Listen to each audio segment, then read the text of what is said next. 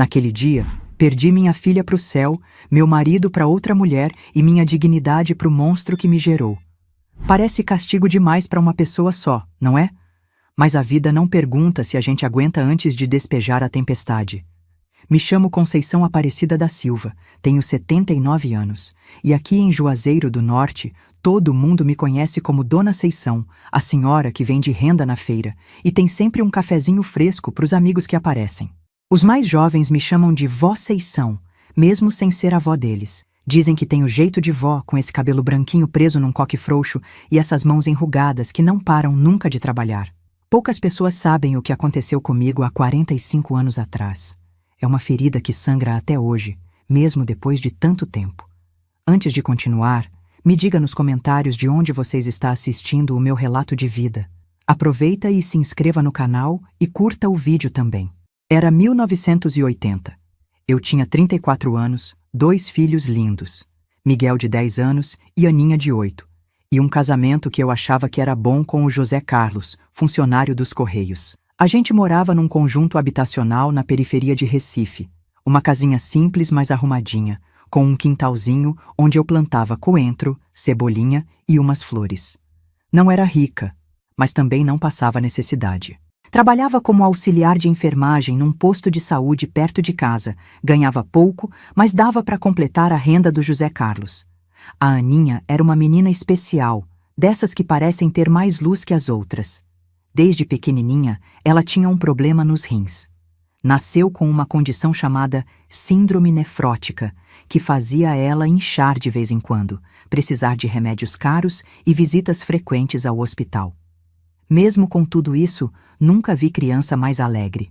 Tinha um sorriso que pegava a gente de jeito, sabe? E uma risada que era pura música. Adorava dançar, mesmo quando estava inchada que nem conseguia calçar direito os sapatinhos. Rodopiava pela sala cantando as músicas do Roberto Carlos que tocavam no rádio. O Miguel, mais velho, era o protetor dela. Onde a Aninha ia, ele ia atrás, cuidando, olhando, fazendo graça para ela rir. Naquele ano, a Aninha começou a piorar. Os inchaços ficavam mais frequentes, os remédios já não faziam o mesmo efeito. O médico do posto, Dr. Emanuel, conseguiu encaminhar a gente para um especialista no Hospital das Clínicas. Foi lá que recebemos a notícia que mudou tudo. Aninha precisava de um transplante de rim. Era um procedimento caro e arriscado, ainda mais naquela época. Mas o doutor disse que tinha um programa novo do governo que podia cobrir os custos. Precisávamos apenas encontrar um doador compatível. José Carlos fez o teste primeiro, não era. Eu fiz em seguida. Meu sangue era do mesmo tipo, mas os outros exames mostraram que não era compatível o suficiente. Miguel era muito novo para doar. Tentamos com minha mãe e meu pai, que moravam no interior da Paraíba. Minha mãe tinha diabetes, não podia ser doadora. Meu pai, bem, ele era compatível, mas se recusou. Disse que tinha medo, que não ia se abrir todo por causa da neta. Foi a primeira grande decepção daquela fase. Entramos na fila de espera por um doador. Os médicos disseram que poderia demorar, mas que mantendo o tratamento rigoroso, Aninha teria chances. E assim seguimos, entre esperança e medo, contando cada dia como uma vitória. Na última semana de julho, num domingo à noite, Aninha começou a passar mal de repente. Febre alta, vômito, uma dor que fazia ela gritar. Corremos para o hospital mais próximo, mas não tinha nefrologista de plantão. Transferiram a gente de ambulância para o Hospital das Clínicas, no centro da cidade. No caminho, ela teve uma convulsão que me gelou a alma. Nunca vou esquecer do corpinho dela tremendo daquele jeito, dos olhinhos revirando, da impotência que senti. Quando chegamos, já estava amanhecendo. Os médicos a levaram imediatamente para a UTI. A infecção tinha se espalhado rapidamente, atacando o que restava dos rins dela e começando a comprometer outros órgãos. O médico de plantão, um rapaz novo que parecia cansado demais, disse que iam tentar tudo, mas que a situação era crítica, que eu deveria me preparar para o pior. Como uma mãe se prepara para perder uma filha? Me digam, por favor, porque até hoje, com quase 80 anos nas costas, eu ainda não aprendi. José Carlos tinha ido trabalhar, deixando o Miguel com a vizinha. Prometi que ligaria se tivesse qualquer notícia. As horas foram passando, cada minuto um tormento. Sentada naquela cadeira dura da sala de espera, eu rezava todas as orações que conhecia, negociava com todos os santos, prometia tudo o que podia e o que não podia em troca da vida da minha menina. Por volta das 3 da tarde, o médico voltou. Não precisou dizer nada. O rosto dele contava a história toda. Aninha tinha partido. Minha estrelinha, meu anjinho de cachinhos dourados, não estava mais neste mundo. O que acontece quando a gente recebe uma notícia dessas é estranho. Primeiro vem um frio, um vazio, como se alguém tivesse arrancado suas entranhas e deixado só um buraco. Depois vem um barulho nos ouvidos, um zumbido que parece que vai durar para sempre. Alguns gritam, outros desmontam no chão. Eu fiquei paralisada. Não consegui chorar, não consegui gritar. Só fiquei olhando para o médico como se ele estivesse falando uma língua estrangeira que eu não entendia. Posso vê-la? Foi tudo o que consegui dizer depois de um tempo. Me levaram até onde ela estava. Já tinham retirado os tubos, limpo o sangue. Parecia que estava dormindo, os cachinhos espalhados no travesseiro, a boquinha entreaberta como ficava quando ela cochilava no sofá depois de brincar muito. Mas não havia movimento. Não havia o subir e descer do peitinho respirando. Só um silêncio que pesava toneladas. Sentei ao lado dela, peguei sua mãozinha ainda morna entre as minhas. Cantei baixinho aquela canção de ninar que ela gostava, a mesma que cantei no dia em que ela nasceu. Não sei quanto tempo fiquei ali.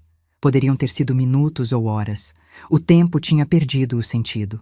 Uma enfermeira apareceu, gentil mas firme, dizendo que precisavam levar o corpo. Corpo. Que palavra horrível para se referir à minha menina, minha Aninha. Preciso ligar para o meu marido. Falei, pensando em como daria a notícia. Como se diz a um pai que sua filha se foi? A enfermeira me levou até um telefone no posto de enfermagem. Liguei para os correios, pedi para falar com José Carlos. A recepcionista, depois de me fazer esperar uma eternidade, voltou dizendo que ele tinha saído mais cedo, que não estava lá. Achei estranho. José Carlos nunca saía antes do horário. Era metódico, disciplinado, às vezes até demais. Liguei para casa, ninguém atendeu. Liguei para a vizinha que estava com Miguel. Ela disse que não tinha visto José Carlos, que Miguel estava bem e brincando com o filho dela. Comecei a ficar preocupada. E se tinha acontecido alguma coisa com ele também? E se tivesse sofrido um acidente a caminho do hospital? O Brasil vivia uma época difícil, de violência crescente, sequestros relâmpago. 1000 possibilidades passaram pela minha cabeça. A parte burocrática foi a mais cruel. Preencher papéis, decidir sobre o funeral, o caixão. Tudo sozinha, sem José Carlos ao meu lado. Uma assistente social do hospital me ajudou, vendo que eu estava completamente perdida. Foi ela quem sugeriu que eu ligasse para minha mãe no interior. Dona Sebastiana, minha mãe, atendeu no segundo toque. Quando contei, ouvi o choro dela do outro lado da linha, um lamento profundo que ecoava minha própria dor não expressa.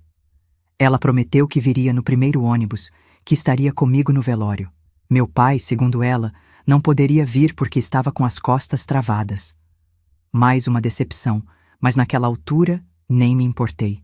O corpo seria liberado no início da noite. Decidi fazer o velório em casa mesmo, como era costume. A funerária se encarregaria de tudo. Eu só precisava ir para casa, preparar o espaço e esperar. Esperar por José Carlos, esperar pela minha mãe, esperar pelo corpo da minha menina que nunca mais correria pela casa. Peguei um ônibus, depois outro. O mundo parecia irreal ao meu redor, as pessoas seguindo suas vidas normalmente, enquanto a minha tinha acabado de desmoronar. Como podiam sorrir, conversar, se preocupar com coisas tão pequenas quando minha Aninha tinha partido? Cheguei em casa por volta das 6 da tarde. A porta estava destrancada, o que era estranho. Pensei que talvez José Carlos tivesse chegado e esquecido de trancar. Entrei chamando por ele, mas não houve resposta. A casa parecia diferente, havia uma energia estranha, pesada.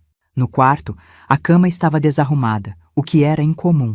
Eu sempre arrumava antes de sair e José Carlos era ainda mais meticuloso que eu. Foi então que vi. Em cima do travesseiro, um fio de cabelo longo e vermelho.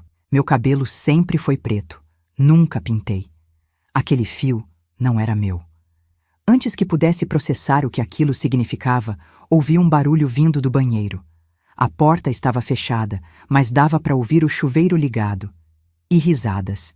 2 vozes, uma delas indubitavelmente de José Carlos. Não sei de onde tirei forças para abrir aquela porta.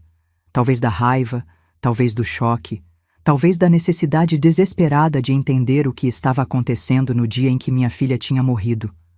Lá estavam eles, no box do banheiro. José Carlos e uma mulher ruiva que eu conhecia bem demais.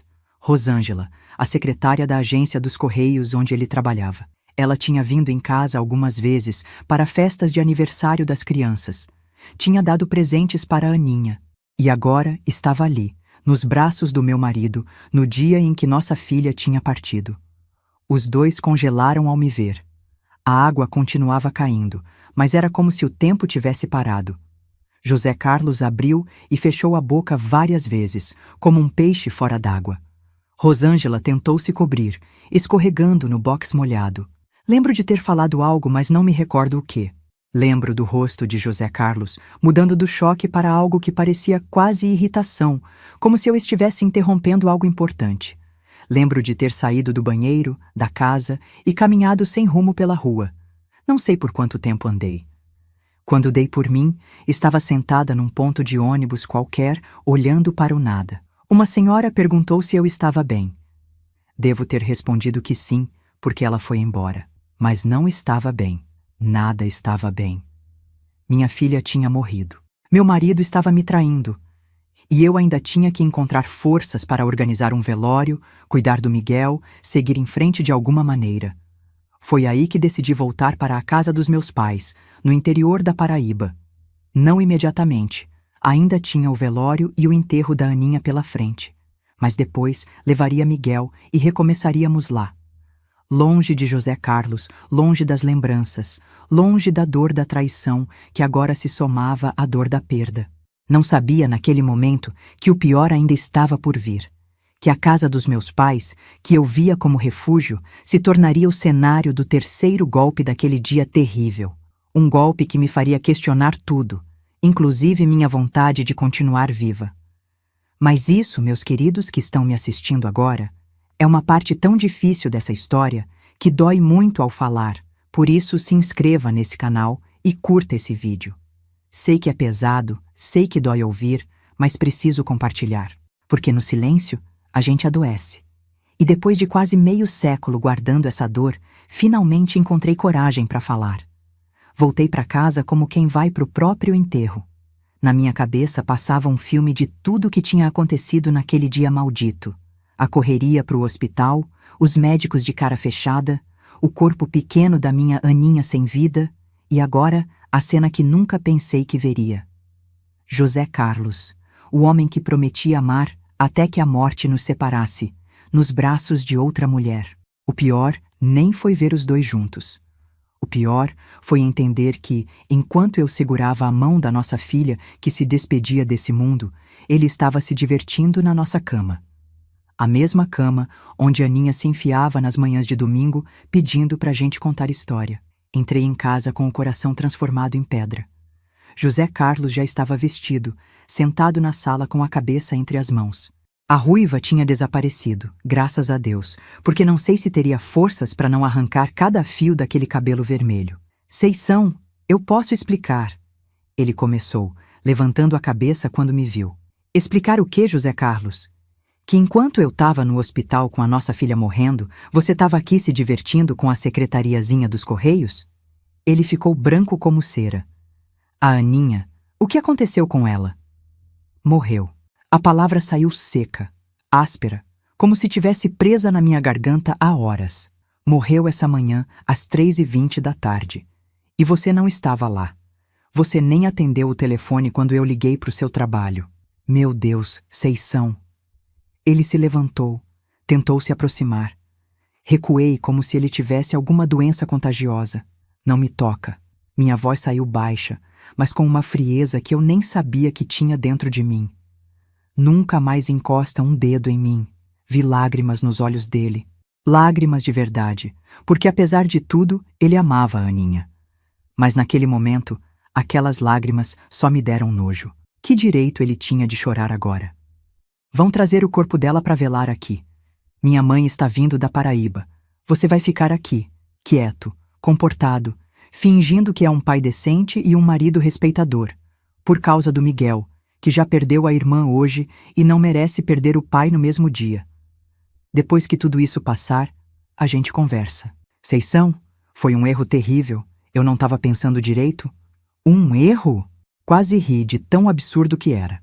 Erro é errar na conta do supermercado. Erro é esquecer de buscar o Miguel na escola. O que você fez no dia que sua filha morreu não tem nome, José Carlos. Ele começou a chorar de verdade, soluçando como criança. Por um segundo, quase senti pena. Quase. Mas a imagem dele com aquela mulher voltou com força, sobrepondo-se a qualquer compaixão que pudesse surgir. Fui para o quarto da Aninha.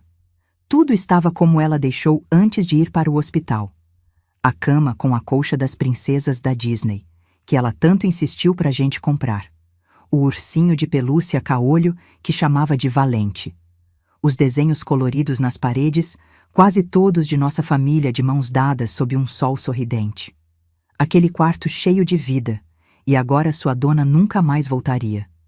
Me sentei na cama pequena, abraçando o Valente contra o peito.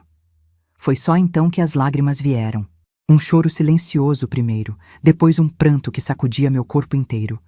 Chorei até meu peito doer, até meus olhos arderem, até não ter mais lágrimas para derramar. Não sei quanto tempo fiquei ali. Em algum momento, ouvi a campainha. Era a funerária, trazendo o corpinho da minha Aninha.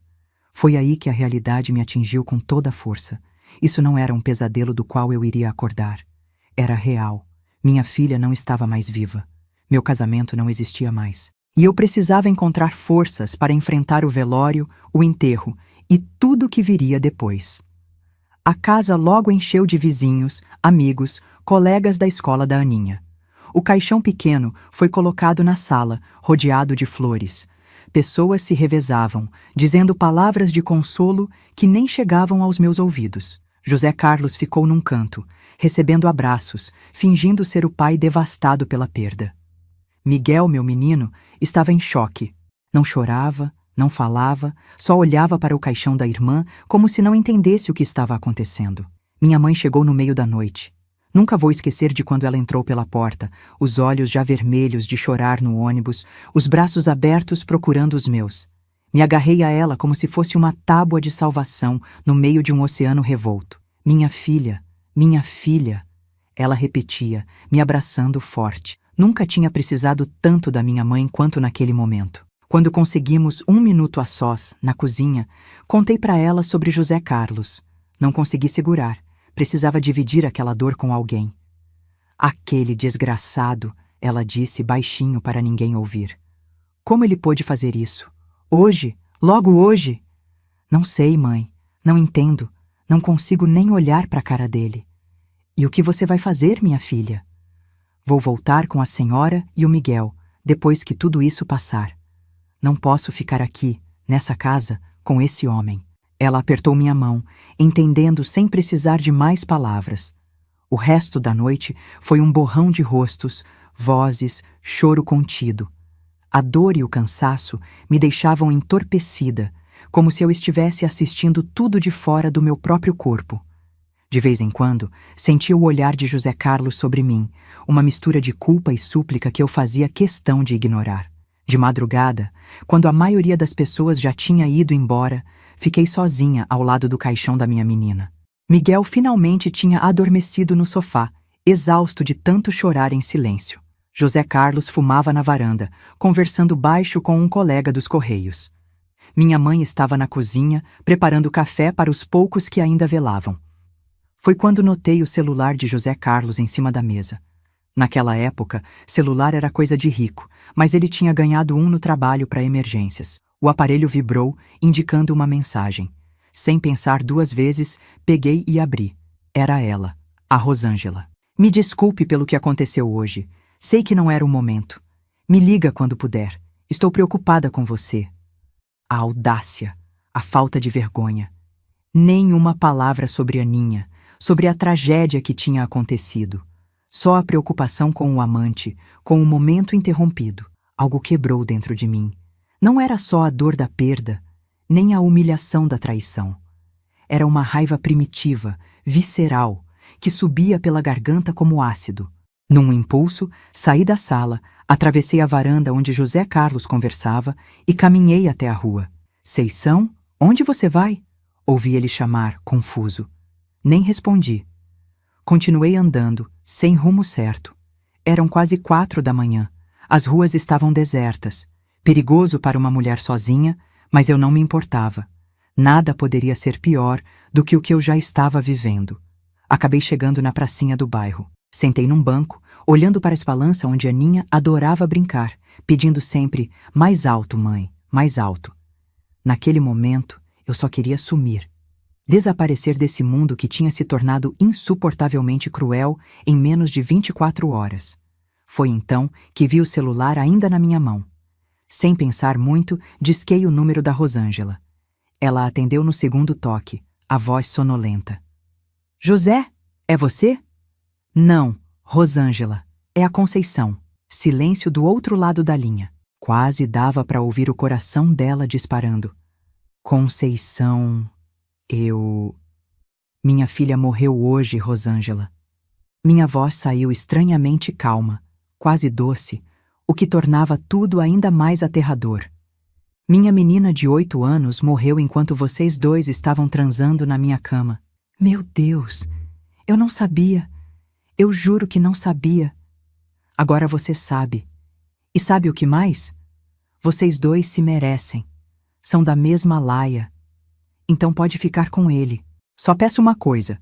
Quando você for deitar com ele na nossa cama, lembra que na mesma hora que vocês estavam se divertindo, eu estava vendo minha filha parar de respirar para sempre. Desliguei antes que ela pudesse responder. E comecei a rir. Um riso histérico, descontrolado, que logo virou choro novamente. Fiquei ali, rindo e chorando alternadamente, como uma maluca, até sentir uma mão no meu ombro. Era minha mãe. Ela tinha me seguido, preocupada. Vamos para casa, filha. Você precisa descansar um pouco. Que casa, mãe? Aquela não é mais minha casa. Então vamos para a casa da vizinha Dora. Ela disse que podemos ficar lá.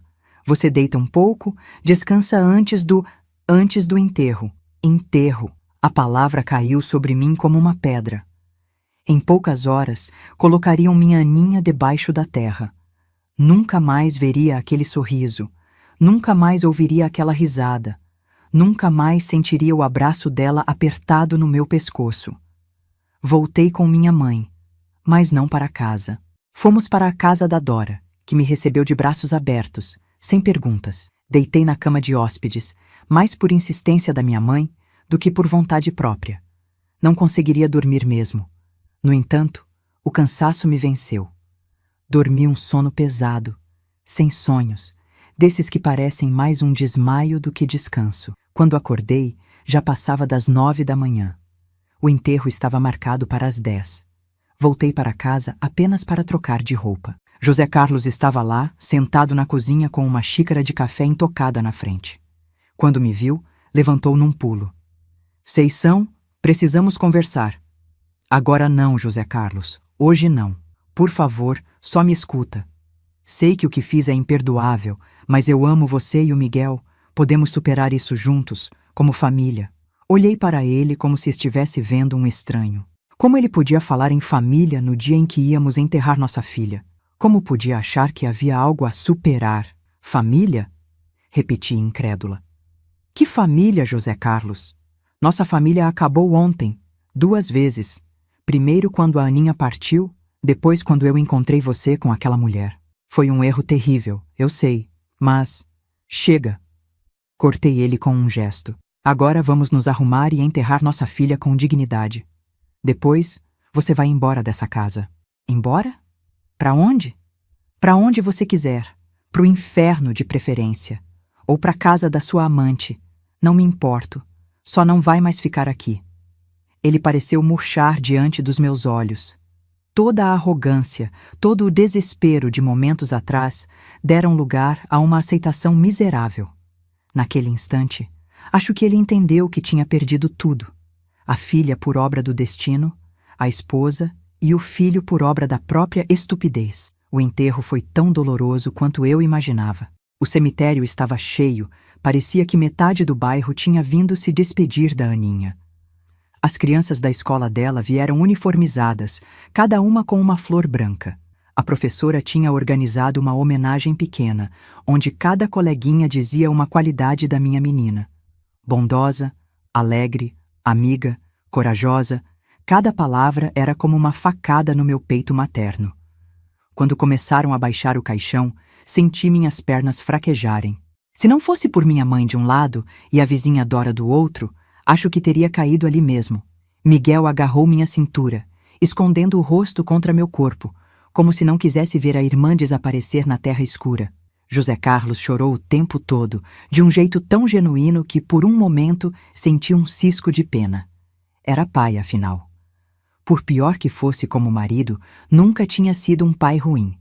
Amava as crianças, brincava com elas, contava histórias antes de dormir. Mas, naquele dia, aquele amor paterno não significava nada para mim. A traição tinha envenenado tudo. Depois do enterro, voltamos para casa. A maioria das pessoas foi embora.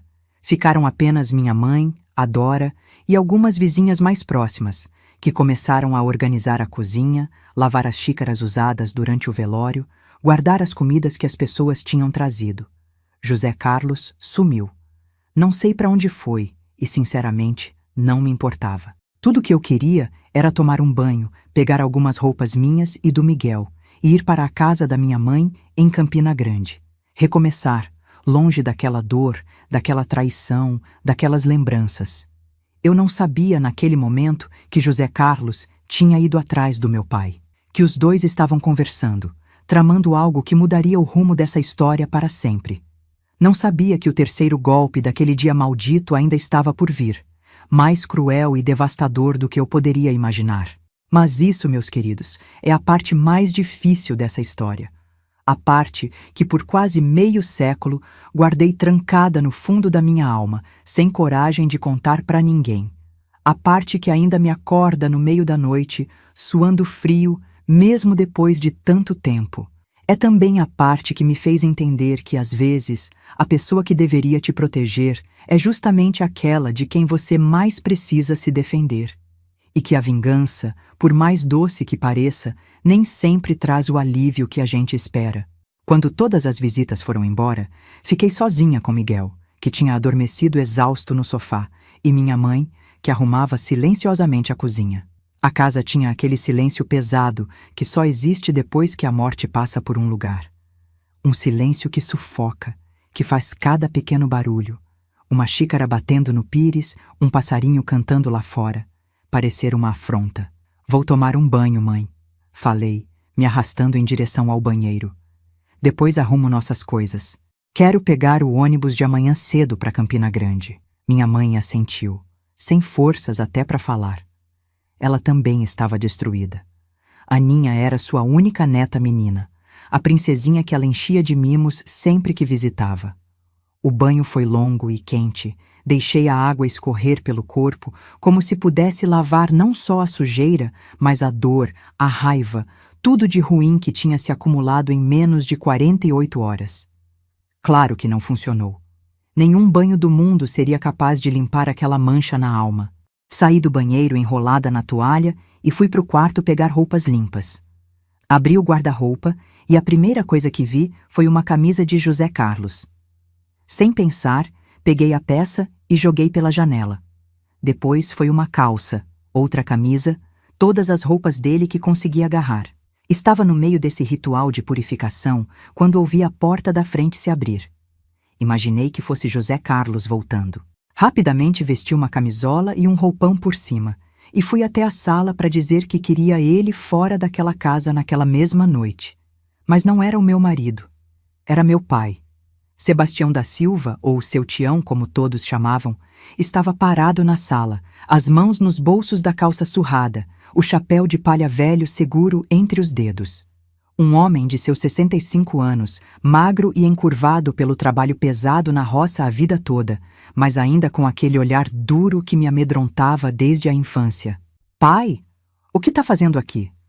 Pensei que não pudesse vir para o enterro por causa das costas. Falei, confusa com aquela aparição inesperada.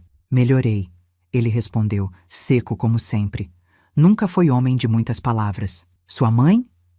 Na cozinha. Ele assentiu e continuou parado ali, me olhando de um jeito estranho que me deixou desconfortável. Só então percebi que estava apenas de camisola e roupão, o cabelo molhado solto pelos ombros. Me senti exposta, vulnerável. Vou me vestir direito e já volto, murmurei, dando as costas e indo em direção ao quarto. Ao passar pela cozinha, vi minha mãe sentada à mesa, olhando pro nada com uma xícara de café frio na frente. Parecia nem ter notado a chegada do marido. Mãe, o pai chegou, avisei, estranhando aquela situação toda. Ela levantou a cabeça, assustada. Seu pai? Aqui? O tom dela me alarmou ainda mais. Tinha algo errado acontecendo, algo que eu não conseguia identificar. Tá na sala. Disse que as costas melhoraram. O rosto da minha mãe empalideceu de um jeito que nunca tinha visto antes. Ela se levantou num pulo, derramando o café na mesa. Conceição, não fica sozinha com ele. Me espera. Antes que eu pudesse perguntar o que aquilo significava, ouvi a voz do meu pai chamando do corredor. Sebastiana, tá aí? Vem cá. Já vou, Tião. Minha mãe respondeu, a voz trêmula. Depois, virando-se para mim, sussurrou. Vai pro quarto, se tranca lá. Não sai até eu chamar. Nada fazia sentido. Por que minha mãe, sempre tão submissa ao meu pai, estava agora praticamente me dando ordens? E por que eu não devia ficar sozinha com meu próprio pai? Confusa, mas obediente como sempre fui, segui para o quarto. Não cheguei a me trancar como ela pediu. Parecia exagero demais, mesmo naquele dia de loucuras. Me vesti rapidamente com uma calça e uma blusa simples. Estava terminando de secar o cabelo com a toalha quando a porta se abriu sem aviso. Era meu pai, de novo. Minha mãe não estava com ele. Cadê a mãe? Perguntei, imediatamente desconfortável. Mandei ela ir comprar cigarro para mim na venda. Queria conversar com você a sós. Meu estômago afundou. Havia algo de sinistro na voz dele, nas mãos inquietas que não paravam de girar o chapéu, no olhar que agora passeava pelo meu corpo sem pudor nenhum. Conversar sobre o quê, pai? Hoje não é um bom dia. Acabei de enterrar minha filha. É sobre isso mesmo que quero falar. Ele fechou a porta atrás de si. O clique da maçaneta soou como um tiro no quarto silencioso. Seu José Carlos me contou o que aconteceu, que você descobriu ele com outra. Então era isso. José Carlos tinha procurado meu pai, provavelmente para pedir que intercedesse a favor dele, que convencesse a filha teimosa a dar outra chance ao marido. Típico. Não tenho que conversar sobre isso, pai. Acabou. Vou voltar com o Miguel para Campina Grande amanhã mesmo. Ele deu um passo na minha direção. Instintivamente recuei. Não vai não. Vai ficar aqui com seu marido. Mulher separada dá o que falar, vira motivo de fofoca. E eu não criei filha para ser mal falada. Com todo respeito, pai, essa decisão é minha. Já sou adulta, tenho minha vida. Foi então que ele sorriu. Um sorriso que nunca tinha visto antes, que não combinava com aquele rosto sempre fechado, sempre sério. Um sorriso que fez meu sangue gelar nas veias. José Carlos me contou que você anda muito rebelde, que não respeita mais ele como marido, que anda recusando as obrigações de esposa. Senti meu rosto queimar. O que exatamente José Carlos tinha dito ao meu pai? Que intimidades de casal ele tinha exposto para aquele homem que mal conhecia, que só via nas raras visitas que fazíamos a Campina Grande? Isso não é da conta de vocês. É entre eu e ele. Outro passo na minha direção. Outro recuo meu até sentir a parede fria nas minhas costas. Não tinha mais para onde ir. É da minha conta, sim. Filha minha tem que honrar o nome da família. Tem que ser mulher direito. Não essas modernidades de hoje. Pai, por favor, sai do meu quarto. Não tô com cabeça para essa conversa agora. Ele largou o chapéu em cima da cama.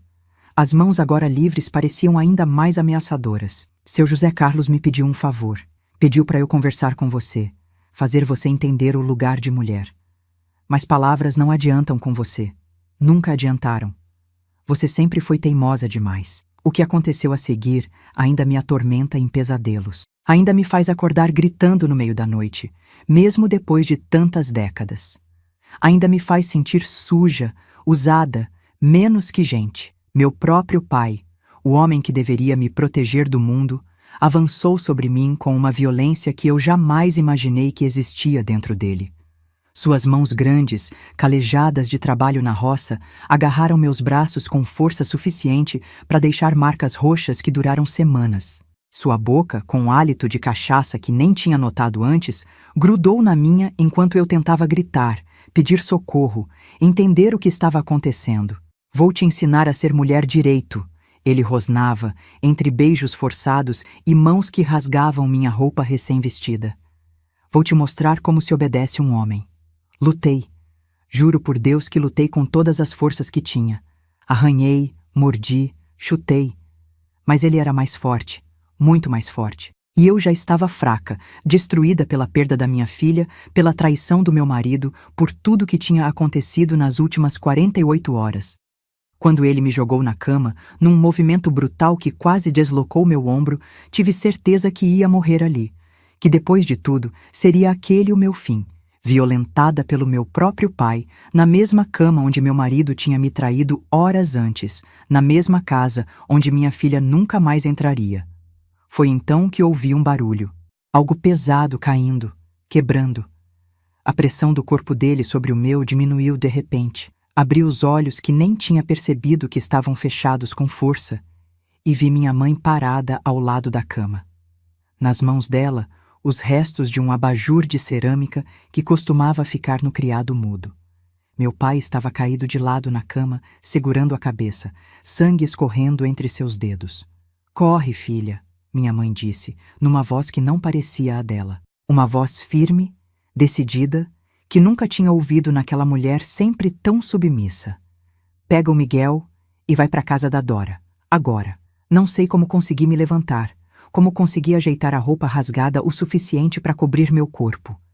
Minhas pernas tremiam tanto que achei que cairia a qualquer passo, mas o instinto de sobrevivência é algo poderoso. Corri para a sala, onde Miguel ainda dormia no sofá, alheio a tudo que tinha acontecido. O peguei no colo, mesmo sendo já um menino grande demais para isso, e saí pela porta sem olhar para trás.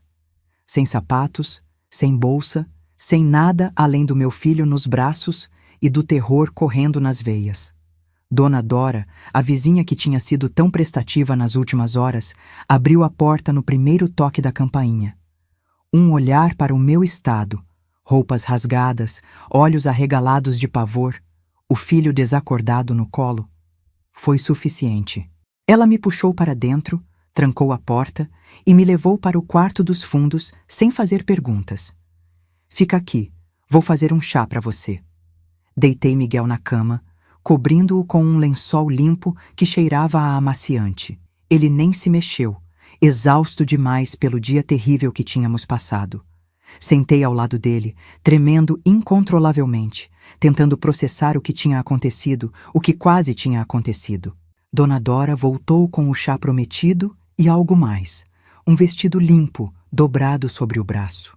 "Toma um banho, troca de roupa. Depois, se quiser conversar, estou aqui. Se não quiser, também estou aqui." A bondade daquela mulher, que nem era parente, apenas uma vizinha com quem trocava receitas de vez em quando, quase me fez desabar de novo. Mas não tinha mais lágrimas. Estava seca por dentro, oca, como se tivessem arrancado tudo que me fazia humana. Tomei outro banho, dessa vez na casa de Dora. Esfreguei a pele até ficar vermelha, como se pudesse limpar o toque dele, o cheiro dele. Vesti o vestido emprestado, grande demais para mim, mas confortável, na sua simplicidade de algodão. Quando voltei para o quarto, Miguel ainda dormia.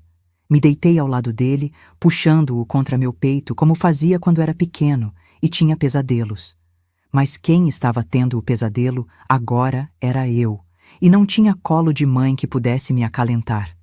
Não sei quanto tempo se passou. Perdi a noção do tempo, do espaço, de tudo. Em algum momento, ouvi batidas na porta. A voz de Dona Dora, abafada. Conceição, sua mãe tá aqui. Minha mãe. Meu Deus, minha mãe tinha ficado lá com ele. O que teria acontecido? Pode entrar, respondi, a voz rouca de tanto chorar. A porta se abriu e lá estava ela. Sebastiana, minha mãe, com o rosto marcado por uma vida inteira de trabalho duro e submissão. Mas havia algo diferente nos olhos dela agora. Um brilho, uma determinação que nunca tinha visto antes. Ela entrou, fechou a porta atrás de si e se sentou na beirada da cama. Por um momento, ficamos apenas nos olhando, mãe e filha, unidas por um segredo terrível que jamais poderia ser compartilhado com o mundo. Ele não vai mais te machucar, ela disse finalmente, a voz baixa para não acordar Miguel. Nunca mais. Não perguntei o que ela queria dizer com aquilo. Não queria saber. Algumas coisas são melhores não ditas, não entendidas completamente. Como você sabia? Perguntei em vez disso. Como sabia que ele ia? Porque ele já fez isso antes, ela respondeu, os olhos fixos nas próprias mãos, nodosas e envelhecidas prematuramente pelo trabalho pesado. Comigo não, com outras. Um arrepio percorreu minha espinha. Outras? Quantas? Quem? Quando você era pequena, tinha uma vizinha nossa, a Maria José. Lembra dela? Fiz que sim com a cabeça. Uma moça jovem, bonita, que morava sozinha e costumava me dar balas quando me encontrava na rua. Um dia, ela apareceu morta. Disseram que foi suicídio, que ela se enforcou. Mas eu vi os hematomas no corpo dela quando ajudei a preparar para o velório. Não foram feitos por corda nenhuma. O horror daquela revelação me deixou sem palavras. Meu pai, um assassino, era demais para processar, para aceitar. Ele não é homem bom, Conceição. Nunca foi. Eu só fiquei com ele todos esses anos porque tinha medo. Medo do que ele poderia fazer comigo, com você. Mas agora, ela parou, como se tivesse dito demais. Seus olhos, de repente, pareciam distantes, quase vidrados. E o José Carlos? Perguntei, mudando de assunto, incapaz de ouvir mais sobre meu pai e seus crimes. Onde ele está? Uma sombra passou pelo rosto da minha mãe. Ele foi embora. Embora? Como assim? Depois que acertei seu pai com o abajur, ele apareceu na porta do quarto. Viu tudo. A situação, o sangue, você fugindo. Ficou em choque, disse que ia chamar a polícia. Eu disse que não, que se chamasse a polícia, eu contaria que tudo foi ideia dele, que ele armou com seu pai para te dar uma lição, porque você tinha descoberto a traição. E foi? Perguntei, a respiração suspensa. Foi ideia dele? Minha mãe hesitou, como se pesasse o quanto deveria me contar. Não exatamente. Seu pai já tinha essa doença dentro dele. O José Carlos só deu a oportunidade. Disse para o seu pai que você estava impossível, que precisava ser domada. Seu pai interpretou do jeito dele, com a maldade que já existia nele.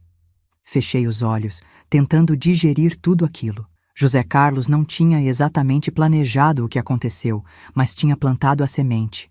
Tinha aberto a porta para o lobo entrar. Onde ele foi? Não sei, filha. Pegou uma mala, colocou algumas roupas e disse que não podia mais olhar na sua cara depois do que tinha feito. Que preferia desaparecer. Um problema a menos, pelo menos. Não teria que enfrentar nem explicar para Miguel porque o pai tinha ido embora. Ele tinha se encarregado disso sozinho, fugindo como o covarde que era. E meu pai? Perguntei, embora não tivesse certeza se queria saber a resposta. Minha mãe ficou em silêncio por um longo tempo. Quando finalmente falou, sua voz era apenas um sussurro, mas carregava o peso de uma decisão irreversível. Seu pai não vai mais machucar ninguém, Conceição. Nunca mais.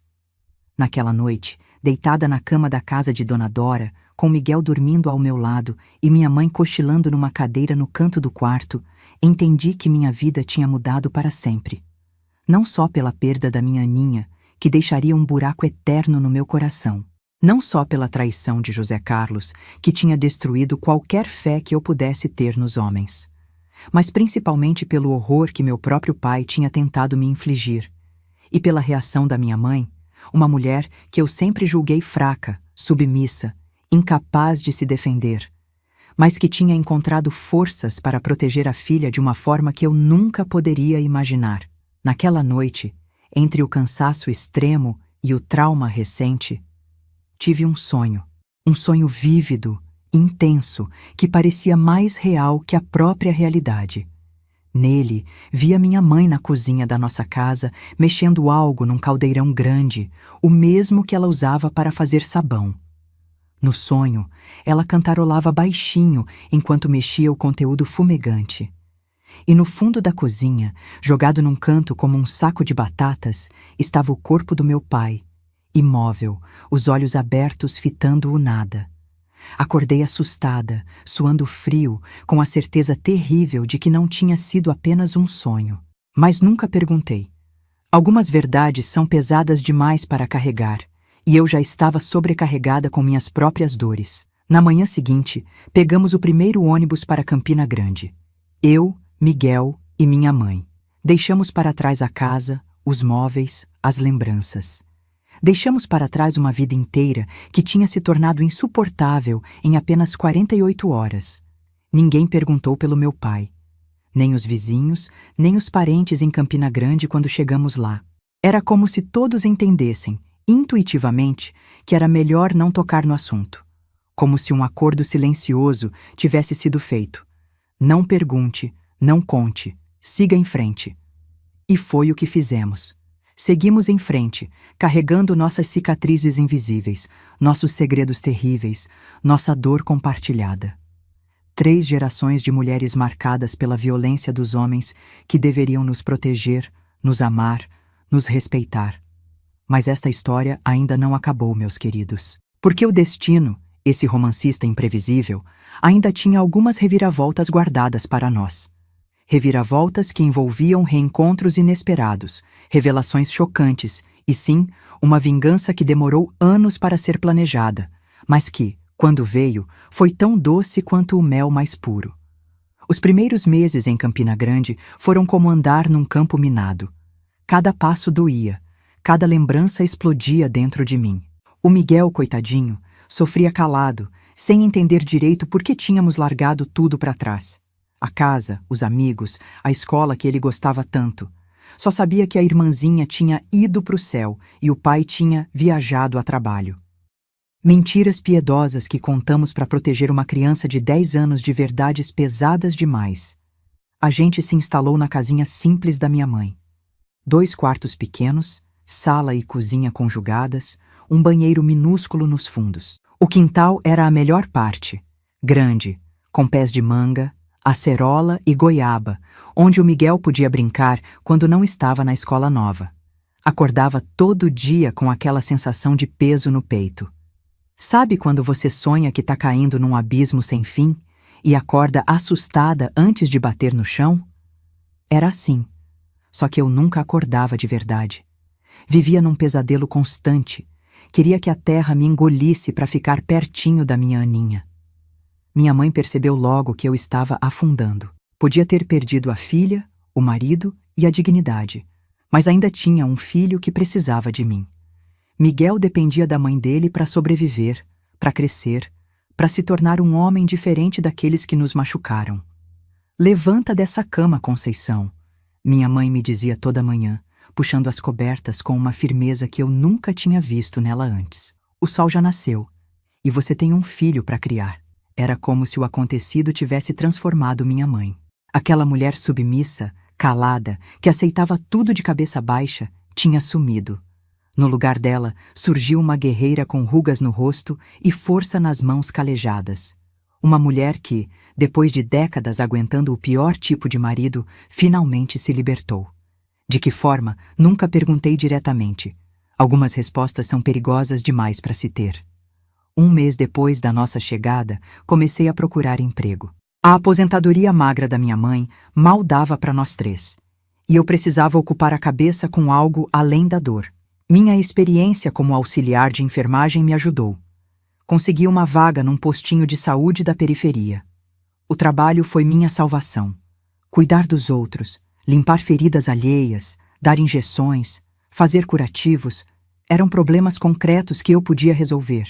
Diferente do buraco no meu peito que nada fechava. Trabalhava 6 dias por semana, muitas vezes fazendo horas extras só para não ter que voltar para casa e enfrentar o silêncio da noite. Miguel se adaptou aos poucos. Crianças têm essa capacidade incrível de recomeçar.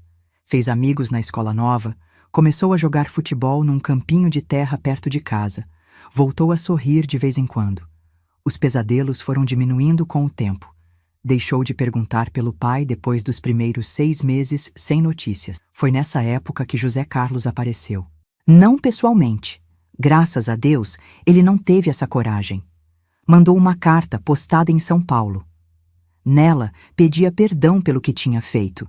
Dizia que estava trabalhando num banco, que tinha começado uma vida nova. Perguntava do Miguel se ele estava bem, se tinha se adaptado. Não perguntou de mim nenhuma vez. No final, pedia para mandar notícias através de uma caixa postal. Rasguei a carta em 1000 pedaços e joguei na privada. Assunto encerrado, ou assim pensei. 1 ano depois da nossa mudança, recebemos uma visita inesperada. Era um domingo de manhã. Eu e minha mãe estávamos preparando o almoço enquanto Miguel brincava no quintal. A campainha tocou e, quando abri a porta, dei de cara com ela. Rosângela, a ruiva dos Correios, a amante do meu marido. Antes que você imagine, não parti para cima dela. Não arranquei os cabelos vermelhos um por um como tinha sonhado tantas vezes. Fiquei paralisada na porta, sem acreditar no que meus olhos viam. Ela estava diferente. Mais magra, o cabelo mais curto, olheiras profundas marcando o rosto que um dia eu achei bonito. Parecia que tinha envelhecido 10 anos em apenas 1. Posso entrar? Ela perguntou, a voz tão baixa que quase não ouvi. Preciso muito falar com você. Meu primeiro instinto foi bater a porta na cara dela, mas algo me impediu. Talvez curiosidade, talvez a expressão genuinamente assustada no rosto dela. 5 minutos, respondi, fazendo um gesto para ela passar. Meu filho está em casa e não quero que ele te veja. Levei Rosângela para a varanda dos fundos, o mais longe possível do quintal onde Miguel brincava. Minha mãe, que tinha visto tudo da cozinha, fez menção de vir atrás, mas sinalizei que ficasse onde estava. Era uma conversa que eu precisava ter sozinha. Fala logo o que você quer. Exigi assim que nos sentamos. Não tenho o dia todo.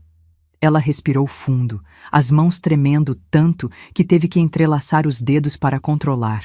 Vim te avisar, Conceição. O José Carlos, ele não é quem você pensa que é.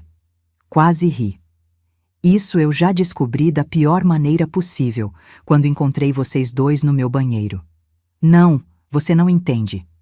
Ela olhava constantemente por cima do ombro, como se esperasse que alguém surgisse a qualquer momento. Ele é perigoso, muito perigoso.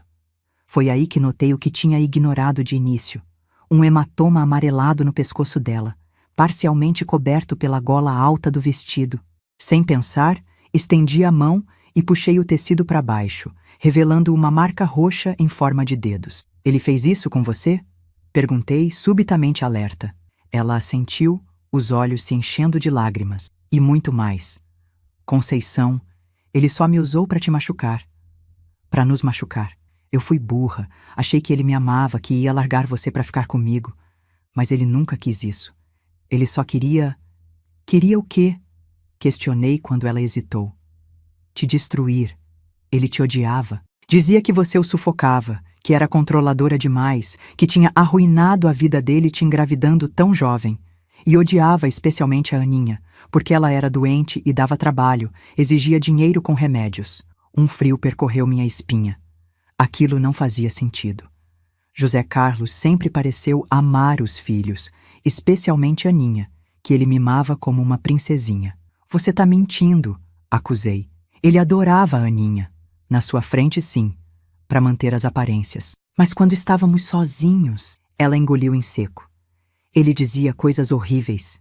Que seria melhor se ela morresse logo, que assim vocês poderiam ter uma vida normal, sem despesas médicas, sem preocupações. Meu mundo girou. Tive que me segurar na cadeira para não cair. Seria possível?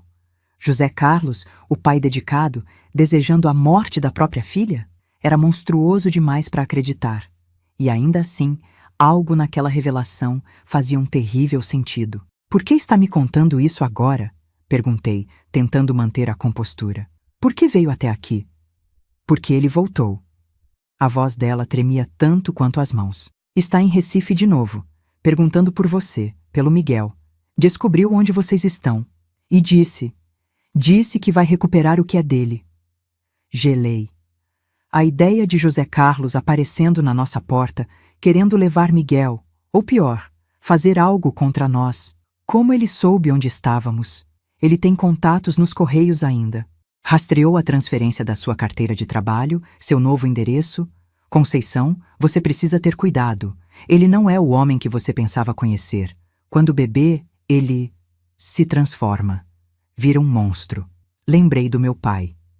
Outro monstro disfarçado de homem comum. Outra ameaça invisível até ser tarde demais. E você? Perguntei, olhando novamente para as marcas no pescoço dela. Por que não foge? Estou tentando. Vim pra cá escondida, peguei o último dinheiro que tinha guardado. Vou pro Rio de Janeiro. Tenho uma prima lá. Só vim te avisar antes porque... Ela hesitou, mordendo o lábio inferior. Porque me sinto culpada. Por tudo. Pela Aninha, por aquele dia, pelo que aconteceu depois. Sei que nunca vai me perdoar, e nem estou pedindo isso. Só não queria ter mais uma morte na consciência. A menção casual à morte me alertou. Havia mais nessa história, algo que ela não estava me contando. Que morte? Do que você está falando? Rosângela empalideceu, percebendo que tinha falado demais. Levantou-se abruptamente, ajeitando a bolsa no ombro. Preciso ir, já te avisei. Toma cuidado, Conceição. Muito cuidado. Ela já estava na porta quando a alcancei, segurando seu braço com força. Você não vai embora assim. Me conta tudo agora. Nossos olhos se encontraram, os meus duros como pedra, os dela marejados de pavor. Ele disse que deu um jeito no seu pai, que foi ele quem ajudou sua mãe a resolver o problema, que se você não voltar para ele, vai contar tudo para a polícia. Meu sangue gelou nas veias. José Carlos sabia o que tinha acontecido naquela noite com meu pai, e estava usando isso como ameaça. Soltei o braço dela, atordoada demais para insistir. Rosângela aproveitou para sair rapidamente, praticamente correndo pela calçada afora. Fiquei parada na porta, tentando processar tudo aquilo. Quando voltei para dentro, minha mãe estava na sala, as mãos cruzadas no colo, o rosto tenso. O que ela queria? Perguntou, a voz controlada, mas os olhos brilhando de preocupação. José Carlos, respondi simplesmente. Ele voltou e sabe do pai. Não precisei explicar mais. Minha mãe entendeu imediatamente. Seu rosto, normalmente tão expressivo, se fechou numa máscara impassível que aprendi a temer. Então nós também vamos ter que dar um jeito nele, ela disse, com uma calma que me arrepiou até a alma. Naquele momento, olhando para aquela mulher de 60 e poucos anos, cabelos grisalhos e mãos marcadas por décadas de trabalho duro, entendi uma verdade fundamental. Não existe força mais perigosa no mundo que a de uma mãe protegendo sua cria. E eu era filha da minha mãe, feita do mesmo barro, do mesmo sangue, da mesma determinação feroz que agora via naqueles olhos. Não, mãe, respondi, sentando-me ao lado dela. Dessa vez vamos fazer diferente. Dessa vez vamos garantir que ele nunca mais machuque ninguém, mas sem nos sujarmos no processo. Foi assim que nasceu nosso plano.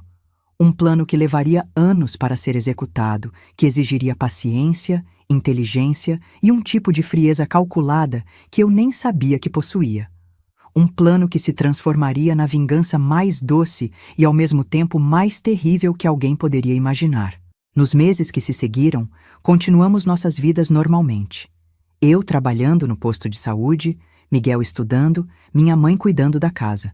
Por fora, éramos apenas uma família comum tentando reconstruir a vida depois de uma tragédia. Por dentro, éramos uma fortaleza sendo erguida, pedra por pedra, contra a ameaça que pairava sobre nós. Comecei a estudar à noite, fazendo um curso técnico em administração. Minha mãe aprendeu a costurar melhor, a fazer pequenos consertos em roupas para a vizinhança. Miguel, já entrando na adolescência, começou a demonstrar um talento para a matemática que nem sabíamos que tinha. Cada centavo que ganhávamos além do necessário para sobreviver. Guardávamos. Não em banco. Não confiávamos em instituições onde José Carlos poderia ter contatos. Guardávamos em casa mesmo, num esconderijo que só nós conhecíamos. Ao mesmo tempo, mantínhamos os ouvidos atentos a qualquer notícia sobre José Carlos. Através de antigos vizinhos de Recife, soubemos que ele tinha voltado para a cidade, mas não morava mais no nosso antigo bairro. Tinha arranjado emprego num banco maior, estava subindo na carreira. Aparentemente, tinha uma nova namorada, uma moça bem mais jovem que ele. 3 anos se passaram assim. Miguel já estava com 13, crescendo rápido, virando um rapazinho que se parecia cada vez mais com o pai. Fisicamente apenas, graças a Deus. Na personalidade, era o oposto, gentil, atencioso, estudioso. Um menino que me enchia de orgulho. Foi quando recebi uma ligação no posto de saúde. Era uma quinta-feira, lembro como se fosse hoje. A recepcionista me chamou, dizendo que era urgente, uma questão de família. Conceição? É o Augusto, lembra de mim? Seu primo de 2º grau, filho da tia Josefa. Claro que lembrava. Augusto era uns 10 anos mais velho que eu. Tinha sido como um irmão mais velho na infância, antes de se mudar para São Paulo quando eu ainda era adolescente. Augusto, que surpresa! Tudo bem com você? Tudo bem. Sua voz parecia tensa, apressada. Olha, estou ligando porque aconteceu uma coisa estranha.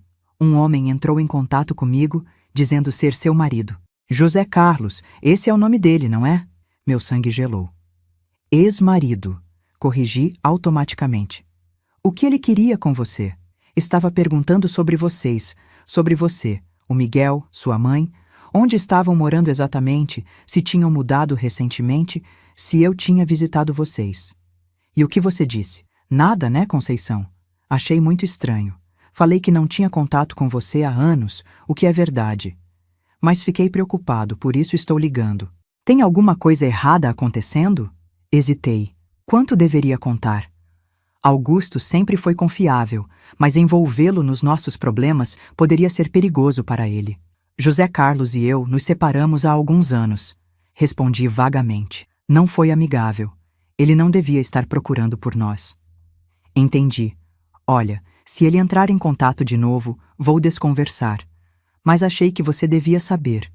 Ele pareceu determinado. Depois de desligar, fiquei pensando. José Carlos estava se aproximando, apertando o cerco. Era apenas questão de tempo até nos encontrar. Contei para minha mãe assim que cheguei em casa. Seu rosto envelhecido ficou sério, os lábios apertados numa linha fina.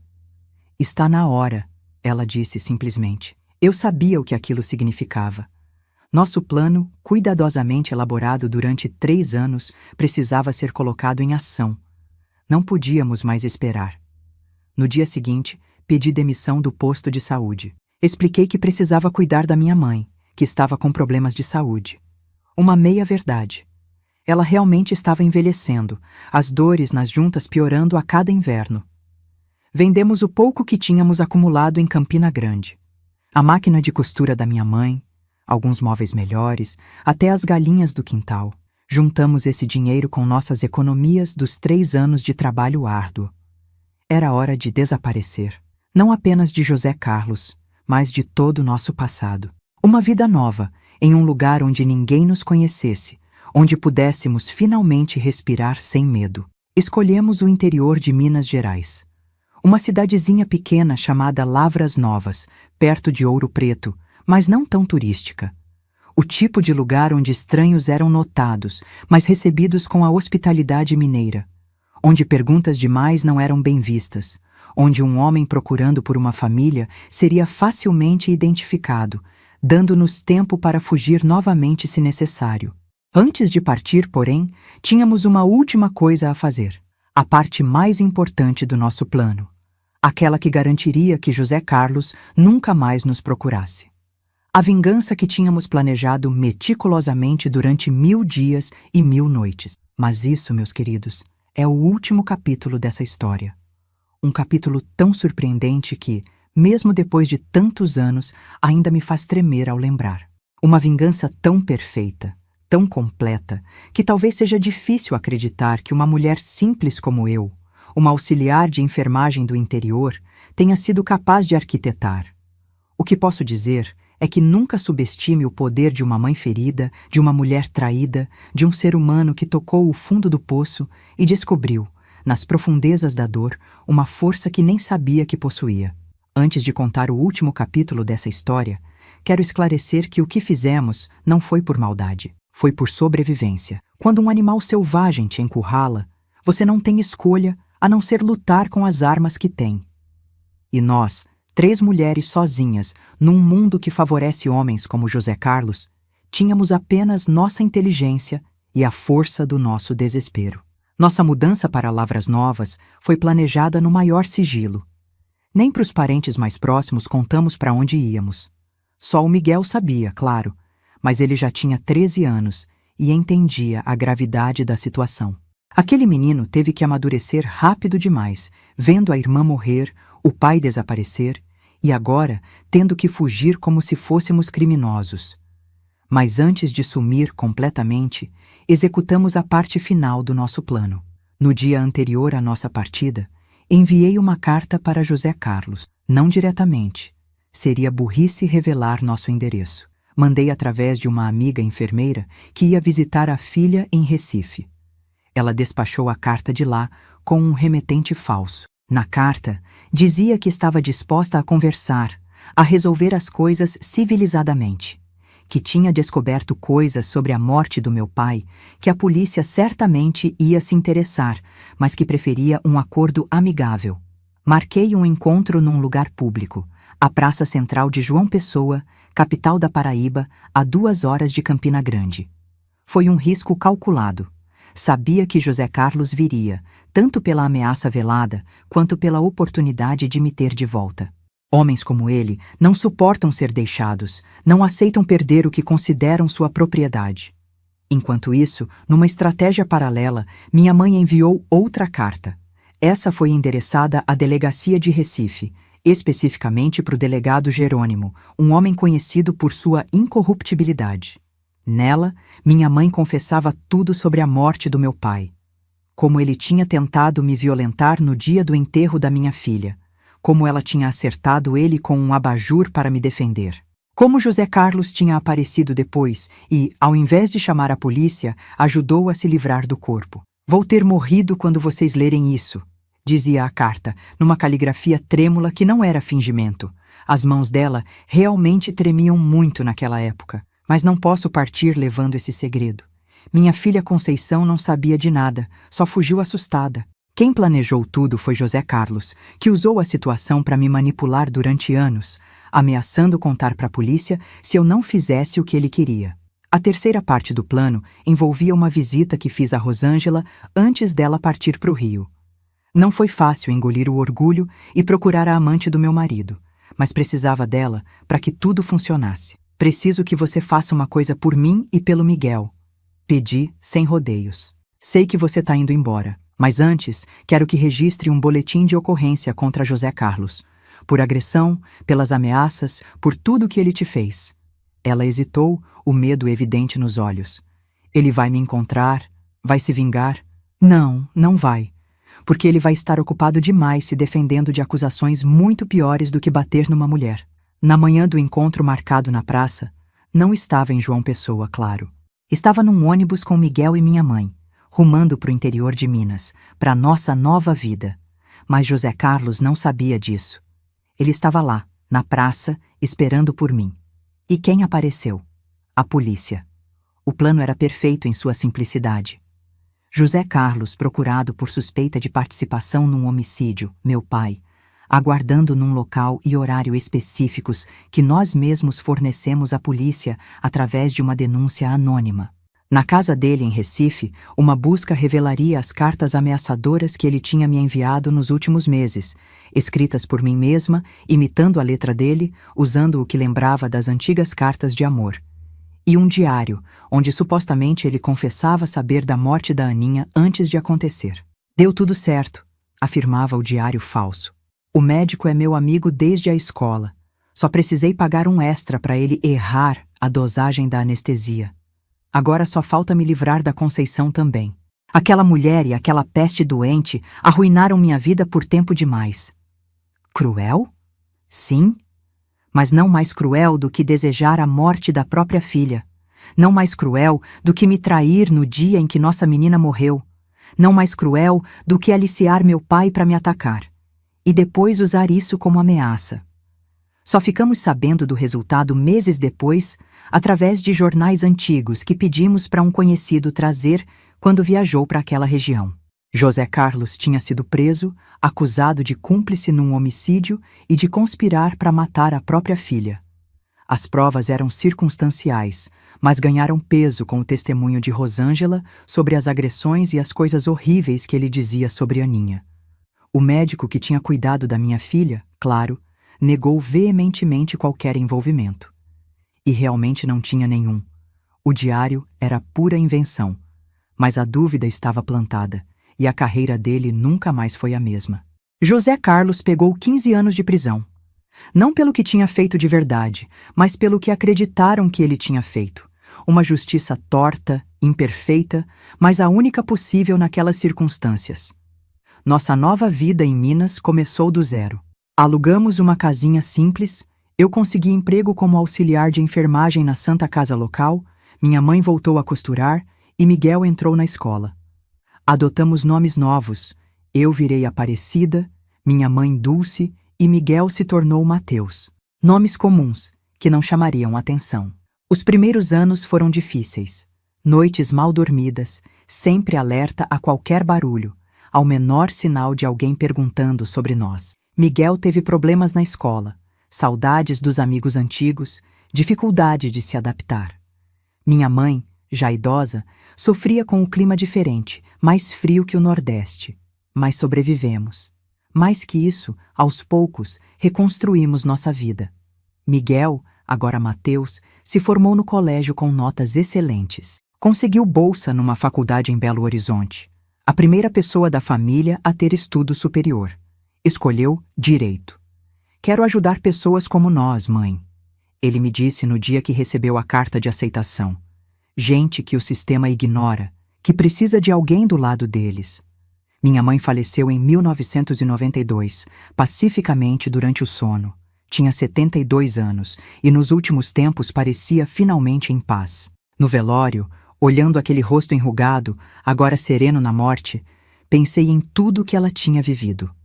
Uma vida de submissão a um homem violento, de sacrifícios por mim e pelos netos, de trabalho duro sem reconhecimento. E ainda assim, no fim, ela encontrou coragem para fazer o que precisava ser feito. Para nos proteger, mesmo que isso significasse manchar a própria alma. Chorei no enterro dela, não só de tristeza, mas de gratidão. Por tudo que me ensinou, pelo exemplo que foi, não da mulher submissa dos primeiros anos, mas da guerreira que despertou quando a necessidade bateu à porta.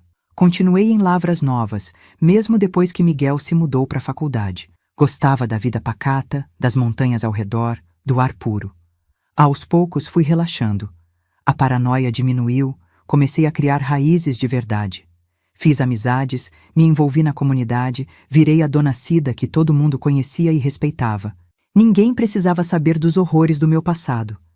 Em 1995, quase 15 anos depois daquela tragédia tripla, recebi uma carta. O coração gelou quando vi o remetente. Presídio de Segurança Máxima de Recife. Só podia ser ele. Pensei em queimar sem abrir. Para que mexer nesse vespeiro agora, quando finalmente tinha encontrado alguma paz? Mas a curiosidade foi mais forte. Conceição, começava a carta, naquela letra que reconheceria em qualquer lugar.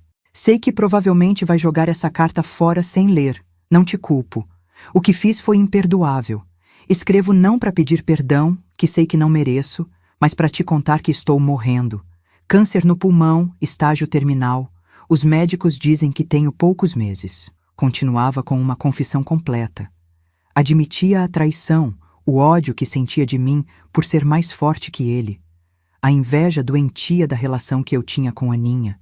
Confessava que realmente tinha pensado várias vezes que seria mais fácil se ela morresse, mas jurava que nunca tinha conspirado com médico nenhum para fazer isso acontecer. Também admitia ter incitado meu pai contra mim, apostando na natureza violenta dele, mesmo sem saber exatamente o que aconteceria. Vou morrer em breve, e mereço o inferno que me espera. Ele escrevia no final. Só queria que soubesse que, apesar de tudo, nunca deixei de amar o Miguel. Se um dia você ler isso e ele já for adulto, diga a ele que o pai, por pior que tenha sido como homem, o amava de verdade. Não respondi. Não tinha nada a dizer. Guardei a carta numa caixa velha, junto com as poucas fotos que tinha conseguido trazer de Aninha, e segui em frente. Nunca soube se ele realmente morreu naquela época, se era verdade o câncer ou só mais uma manipulação. E, sinceramente, não me importava. Miguel se formou em Direito com honras. Conseguiu um emprego num escritório de advocacia em Belo Horizonte, especializado em direitos humanos. Mais tarde, abriu seu próprio escritório. Casou com uma professora linda chamada Helena e me deu 2 netos maravilhosos.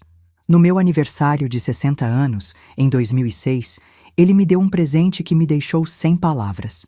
Uma casa pequena, mas confortável, em Juazeiro do Norte, Ceará. Por que aqui? Perguntei confusa. Nunca tinha falado do meu desejo de voltar para o Nordeste, de sentir de novo aquele sol forte, aquele calor que parecia entrar na alma.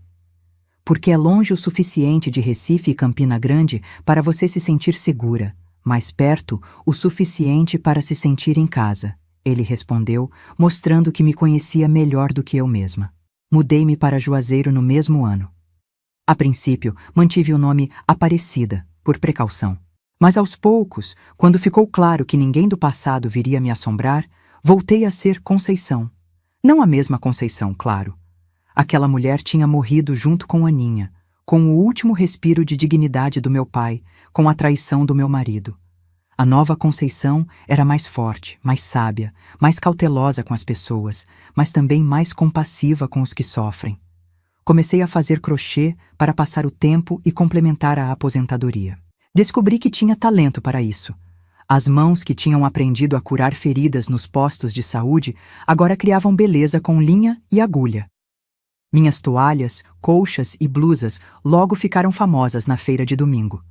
As pessoas vinham de longe para comprar o crochê da Dona Seição. É essa mulher que vocês veem hoje. Uma idosa de 79 anos, cabelo branquinho preso num coque frouxo, mãos enrugadas que não param de trabalhar mesmo quando estou contando essa história. Uma avó orgulhosa de um advogado bem-sucedido e de 2 netos universitários. Uma viúva, pois é como me apresento, embora tecnicamente seja divorciada, respeitada na comunidade, conhecida pela generosidade e pelo café sempre fresco para as visitas. Ninguém aqui em Juazeiro imagina o que essa velhinha viveu. As camadas de tragédia, traição e dor que se acumularam em poucos dias. A força que precisei encontrar para sobreviver, para proteger meu filho, para reconstruir uma vida a partir dos escombros. Às vezes me pergunto se fiz certo, se nossa vingança elaborada contra José Carlos foi justa, se a meia-verdade sobre a morte do meu pai foi a escolha correta. Não tenho respostas simples, só sei que fizemos o que precisava ser feito na época, com os recursos emocionais e práticos que tínhamos disponíveis. Perdoei José Carlos? Não sei. Talvez. O tempo tem essa capacidade estranha de diluir até os ódios mais intensos, de transformar feridas abertas em cicatrizes dormentes que só doem quando o tempo vai mudar. Hoje, penso nele com uma espécie de pena distante. Um homem tão pequeno por dentro que precisava destruir os outros para se sentir grande. Meu pai, esse é mais difícil. Não consigo pensar nele sem um arrepio de repulsa, sem aquela sensação de mãos ásperas na minha pele. Mas entendo agora que ele também foi produto de um mundo doente, de uma cultura que ensina homens a possuir em vez de amar, a controlar em vez de respeitar. O que aprendi nesses quase 80 anos de vida é que ninguém é só uma coisa. Minha mãe, aparentemente fraca e submissa, escondeu em si uma leoa capaz de matar para proteger a cria. José Carlos, o pai amoroso, guardava um monstro de inveja e ressentimento. Meu pai, respeitado na comunidade, carregava uma escuridão que só se revelava a portas fechadas. E eu, sou a menina assustada que perdeu a filha, a mulher traída que perdeu o marido, a filha horrorizada que perdeu a inocência. Ou sou a mãe feroz que faria qualquer coisa para proteger o filho, a estrategista fria que planejou uma vingança por anos, a sobrevivente que reconstruiu a vida das cinzas? A verdade é que sou tudo isso. Somos todos uma mistura complexa de luz e sombra, de força e fraqueza, de amor e ódio. O importante é qual dessas facetas escolhemos alimentar, qual deixamos crescer e florescer. Escolhi a vida, com todas as suas imperfeições, suas injustiças, suas dores. Escolhi criar meu filho para ser um homem diferente daqueles que me machucaram. Escolhi transformar minha dor em força, minha tragédia em sabedoria, meu sofrimento em compaixão por quem sofre. Se hoje conto essa história depois de tantos anos de silêncio, é porque sinto que outras mulheres precisam ouvir. Precisam saber que não estão sozinhas, que outras passaram pelo vale da sombra e sobreviveram. Que é possível recomeçar, mesmo quando parece que o mundo acabou 3 vezes num mesmo dia. Meus queridos que chegaram até aqui comigo, muito obrigada pela paciência, por ouvirem essa história tão difícil, tão pesada. Cada um de vocês que assistiu até o final, que não desviou o olhar da minha dor, me ajudou a carregar um pouquinho desse fardo. E por isso, sou eternamente grata. Se essa história tocou seu coração, peço que deixe seu like e compartilhe com alguém que você acha que precisa ouvir. Talvez uma mulher passando por momentos difíceis, talvez um jovem que precisa entender o impacto da violência nas vidas que toca. Se puder, também se inscreva no canal para acompanhar mais histórias de superação como essa. E não esqueça de entrar no nosso grupo do WhatsApp. O link está na descrição do vídeo. Lá mandamos todos os dias histórias reais de outras vovós que, como eu, carregam cicatrizes invisíveis sob rugas visíveis. Mulheres que sobreviveram a guerras particulares que o mundo nunca reconheceu, mas que merecem ser ouvidas e honradas. Que Deus abençoe cada um de vocês e suas famílias. E se estiver passando por momentos difíceis agora, lembre-se das palavras dessa velha que já viu de tudo. A noite mais escura também chega ao fim. O sol sempre nasce de novo. Sempre.